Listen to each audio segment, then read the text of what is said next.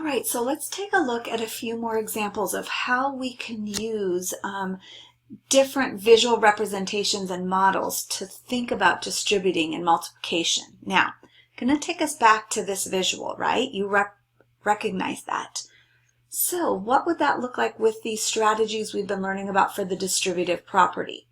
Well, here we have 7 times 6, and I'm using grid paper, right? I'm just using a virtual tool called Partial Product Finder from the Math Learning Center, but I could have colored this in on grid paper to represent. So instead of thinking of it as 7 times 6, I distributed the 7 into 5 and 2. So 5 groups of 6 is 30, and 2 groups of 6 is 12. So that would be a total of 42. Because I'm good at my 5s, right? I'm good at multiplying by 5. Over here to the right, I thought of it as, I know 7 and 3 is 21, and I can double that. 21 and 21 is 42. So just another way to distribute using that array model, okay?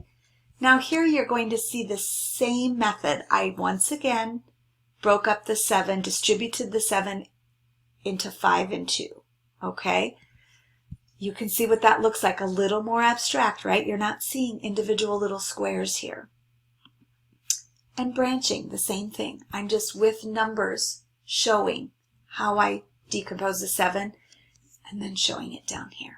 Okay, now let's take a look at what it looks like with larger numbers. Once again, another example. All right, so I have 15 times 24.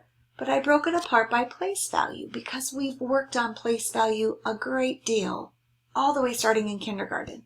So I know that 15 times 20 is 300, and 15 times 4 is 60. So you can see that I decompose by place value because that was easy for me with a product of 360.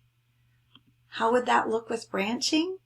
Well, just a little more abstract, right? 15 times 20 is 300. 15 groups of 4 would be 60, which is a total of 360. Okay?